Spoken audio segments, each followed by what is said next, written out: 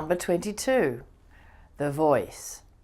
Now, the voice is one of the most neglected areas when it comes to acting, especially in New Zealand, because a lot of people are not taking the formalised acting training where you will have voice teachers.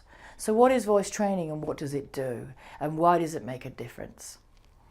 When we speak to people, we're very unconsciously affected by how that person breathes, how that person, what's called, resonates their voice, whether or not they're coming from their centre or whether or not they're so stressed that there's a lot of upper chest breathing, they're grabbing air from up here. The untrained voice is basically an untapped power source. You have a massive power source.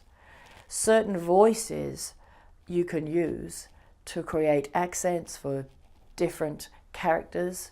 That's really speech, which we'll also be looking at. With your voice, you want to be creating your own free, open voice that naturally kind of invites people into you. So it's not a strained voice that pushes out because you want to be seen or heard. On the stage, for example, the trained voice for the actor is so important because you need to be resonating your voice, as in speaking on the diaphragm, to such a degree that if you're in a big theatre, your voice needs to hit the gods, which is, right up the top of that, of the tiers of seating. And there are ways to create a good voice and projection. My cameraman's walking away. Stay there. There are ways to create a good voice and projection through training your voice and through doing your voice exercises.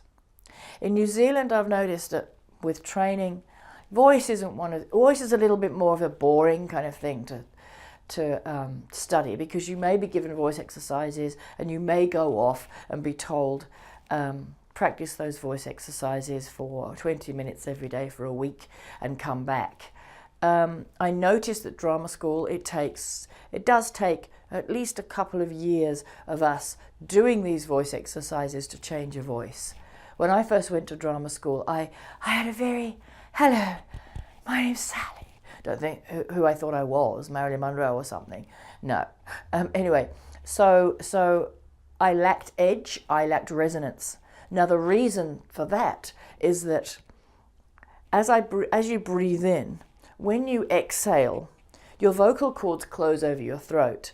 And if the air passing through your throat is not supported by your diaphragm first, so you're not breathing really deeply, we look into that. We look into what those breathing exercises are, what creates a good voice.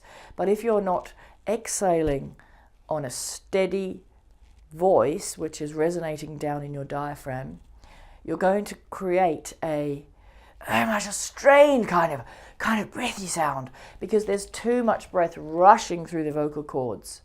Resonance is about keeping as much air as you possibly can, like a bell vibrating inside.